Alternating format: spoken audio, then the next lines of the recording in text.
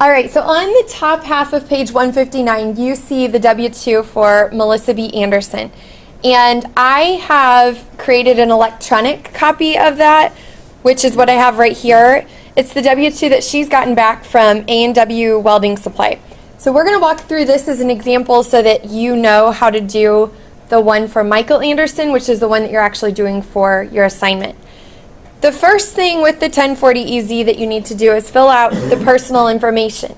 And all the personal information for Melissa B. Anderson can be found right around here in this region. We are going to take her name and we are going to start typing it in. So where it says your first name and initial on the form 1040EZ, go ahead and type in Melissa B. Anderson. And then type in her, I'm sorry, scratch that. Melissa B. goes in the first box. The next box is Anderson. Her social security number can be found right here. We are going to type that in, 411-86-3214. Does everybody see where I found that? Look in box D. Up on her W-2 on the top half of your paper. Got it? Allison, are you good? Okay. Then now we need to type in her address. So for home address, I'm going to be getting it right here where it says 312 East 34th Street. The city is Chicago. State, Illinois. Zip 60604. All right. Now, that concludes her personal information. And for the income section in box 1, it says wages, salaries, and tips. This should be found in box 1 on your form W-2. So we're going to look over at the W-2, and what's the number that it says in box 1? $12,811.40. So put that on line 1, $12,811 and then 40 cents. And you'll notice how it's divided. On the left side of the line, you put the dollars, and on the right side, you put the cents. Did you all see that? Okay. We are not going to worry about interest. We would have to have a form from her bank to show what interest earnings she had, and we don't. So put 0 for that.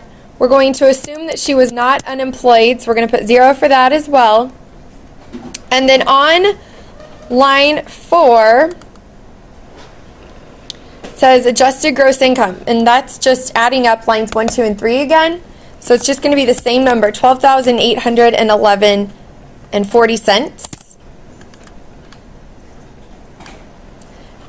And then on line 5, says if someone can claim you or your spouse if it's a joint return as a dependent, check the applicable boxes. We're going to assume that she is not claimed by anyone, so we're going to go ahead and go down to the line that says if no one can claim you, enter 9,750 if single. So go ahead and enter that number on line 5, and this is going to reduce her taxable income, so she's not going to have to pay money on quite as much, not going to have to pay tax on quite as much. So then on line 6, so are you guys good so far? On line 6, it says subtract line 5 from line 4. So what do you get whenever we subtract those things? You should get something like 3,061.40. Does that sound right?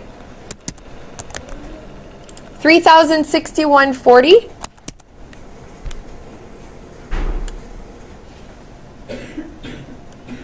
Okay. Now, on line 7, it says federal income tax withheld from Form W-2 and 1099.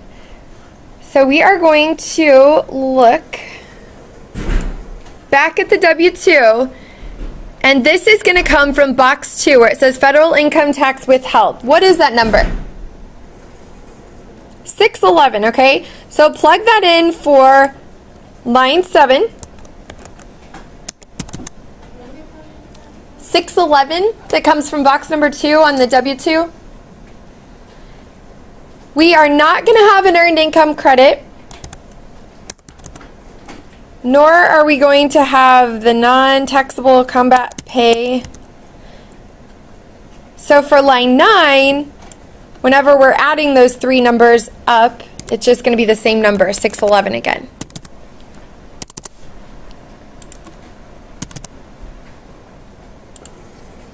All right. Now we are on line 10. This says tax. Use the amount on line 6 above to find your tax in the tax table in the instructions. All right. So let's look at line 6. That amount, $3,061.40. That's the amount that we have to pay taxes on. So now comes the trickier part where we have to read these confusing tax tables.